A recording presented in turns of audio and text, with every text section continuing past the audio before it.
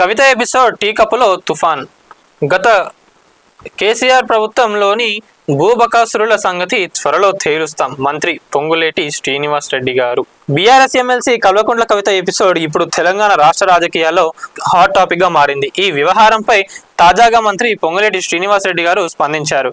ఇవాళ శుక్రవారం గాంధీ భవన్ లో మీడియాతో మంత్రి పొంగులేటి చిట్చాట్ చేశారు. కవిత ఎపిసోడ్ టీ కప్పులో తుఫాన్ అని కొట్టిపారేశారు. ఒకరు ఆడమంటారు, మరొకరు ఆడతారని విమర్శించారు. గత బీఆర్ఎస్ ప్రభుత్వంలో ఒకటి కాదు చాలా తప్పులు చేశారని, అన్నిటికీ శిక్ష తప్పదని వార్నింగ్ ఇచ్చారు. నిజంగా చెప్పాలంటే ఈరోజు తెలంగాణ రాష్ట్రంలో మనం ఏడ చూసుకున్నా కూడా ఐటీ రంగంలో కానివ్వండి, ఫార్మాలో కానివ్వండి, రియల్ ఎస్టేట్లో చాలా మంది కూడా చాలా సంపాదించుకున్నారు. గత ప్రభుత్వం కూడా చాలా మందిని మంచిగా ప్రోత్సహించింది. ఎవరైతే ఈ అక్రమాలు చేసి ల్యాండ్ కబ్జాలు చేసిండ్రో, అమాయకుల దగ్గర నుంచి వెళ్ళి మంచిగా తక్కువ రేటుకి రాయించుకొని బిజినెస్లు చేసి అడ్డగోలుగా చెరువులు కానివ్వండి, కబ్జాలు చేసి పెద్ద పెద్ద బిల్డింగ్లు కట్టి చాలా మంది ఉన్నారు. అట్లా వాళ్ళందరి తాట తీస్తామని చెప్పి కూడా పొంగులేటి శ్రీనివాస్ రెడ్డి గారు చెప్పడం జరుగుతున్నది. వాటికి భయపడే కొంతమంది నాయకులు బీఆర్ఎస్ నుంచి వెళ్ళి కాంగ్రెస్ లో కూడా జంపారు.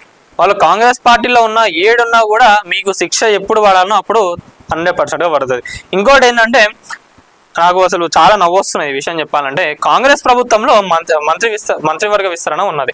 ఈ సమయంలో ఇప్పుడు ఏంది, కవిత గారు బీఆర్ఎస్ పార్టీల నుంచి వచ్చి ఇంకో పార్టీ పెడతారని చెప్పి చెప్పడం జరుగుతున్నది. అక్కడ నడుస్తున్నాయి మంథనాలు, అవన్నీ మీటింగ్లు కూడా అట్లనే ఉన్నాయి. చాలా మంది కూడా అంటున్నారు కవిత గారు కొత్త పార్టీ పెడతారని. నిజంగా కవిత గారు ఒకవేళ బీఆర్ఎస్ నుంచి బయటికి వచ్చి పార్టీ పెడితే కాంగ్రెస్ కు చాలా పాజిటివ్ అవుతుంది. ఎట్లా అంటే ఈ మంత్రివర్గ విస్తరణ ఒకవేళ ఇప్పుడైతే మంత్రులకు చాలా మంది కూడా ఆశావాహులు ఉన్నారు. వాళ్ళకి రాకపోతే మేము పార్టీ నుంచి వెళ్ళిపోతాం, మేము పార్టీకి ఏం చేయమని కూడా కొంతమంది నాయకులు అంటున్నారు. ఇప్పుడు కవిత గారు వచ్చి కొత్త పార్టీ పెట్టినాక ఈ నాయకులకు ఎటు పోవాలని అర్థం కాదు. బీజేపీ చూస్తే ఇప్పుడు సైలెంట్ గానే ఉన్నది. బీజేపీ ఎప్పుడు లేస్తుందో ఏందో అనేది కూడా తెలియదు. బీజేపీ కూడా సైలెంట్ గా ఒకటేసారి లేస్తుంది. ఇప్పుడు సైలెంట్ గానే, ఇప్పుడు న్యూట్రల్ గానే ఉంది కాబట్టి బీజేపీలకి ఎవరు పోరు.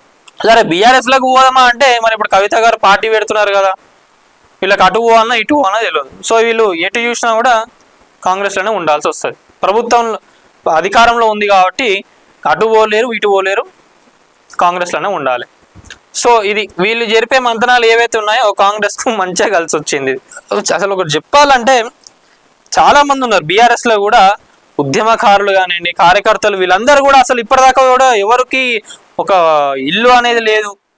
వాళ్ళకంటూ వాళ్ళ లైఫ్ ఏంద్రనైనా వెనకాల తిరిగి చూస్తే ఏముండదు. అంతమంది బాధలు పడుతున్న వాళ్ళు ఉన్నారు. ఇప్పుడు మనం చూసుకున్నట్లయితే బీఆర్ఎస్ ప్రభుత్వంలో ప్రతి ఒక్కరు మంత్రులుగా చేసిన, ఎమ్మెల్యేలుగా చేసిన ప్రతి ఒక్కరు కూడా మంచిగా సంపాదించుకున్నారు, వెల్ సెటిల్డ్ ఉన్నారు అందరూ. వీళ్ళు వెల్ సెటిల్డ్ ఉన్న వాళ్ళందరూ లొల్లులు పెట్టుకొని మాకేం జరుగుతలేదు, మాకు పదవులు కావాలని చెప్పి కొట్టుకుంటున్నారంటే ఎంత ఘోరంగా ఉన్నది. బీఆర్ఎస్ పార్టీకి కానివ్వండి ప్రతి ఒక్కరికి కూడా కరెక్ట్ కాదు. ఇది చాలా అంటే చాలా నెగిటివ్ అవుతుంది. కార్యకర్తలకే విసుకొచ్చేస్తుంది. మా పరిస్థితి ఏందని అంటారు వాళ్ళు లాస్ట్లో. ఉద్యమకారులు ఉన్నారు, ఇన్ని సంవత్సరాల నుంచిగా మేము కూడా కొట్లాడుతున్నాం కదా పదవుల కోసం, మరి మా పరిస్థితి ఏందని చెప్పి అడుగుతారు వాళ్ళు. అప్పుడు ఏం చెప్తారు మీరు? సో దాని గురించే మంత్రి పొంగులేటి గారు మాట్లాడడం జరిగింది. అదే అంటున్నా, ఏమంటున్నారు, వాళ్ళు ఆడమంటారు, మరొకరు ఆడతారని విమర్శిస్తారు. అదే అంటున్నా, ఇదంతా కూడా వాళ్ళే నడిపిస్తున్నారు అని చెప్పి అందరూ మాట్లాడుకోవడం జరుగుతుంది. సో ఇప్పటికైనా దాన్ని ఏదున్నదో మీరు అందరు కూర్చొని మాట్లాడుకొని అట్లా కాదమ్మా ఇట్లా అని చెప్పుకొని బీఆర్ఎస్ పార్టీని మీరు మంచిగా కాపాడుకుంటే ఫ్యూచర్లో ఏమన్నా ఛాన్స్ ఉంటుంది బీఆర్ఎస్కి రావడానికి. లేదు పార్టీ నుంచి మీరు డివైడ్ అయిన అనుకోండి, ఇక జనాలు కూడా నమ్మరు ఒక స్టేజ్లోకి వచ్చినాక.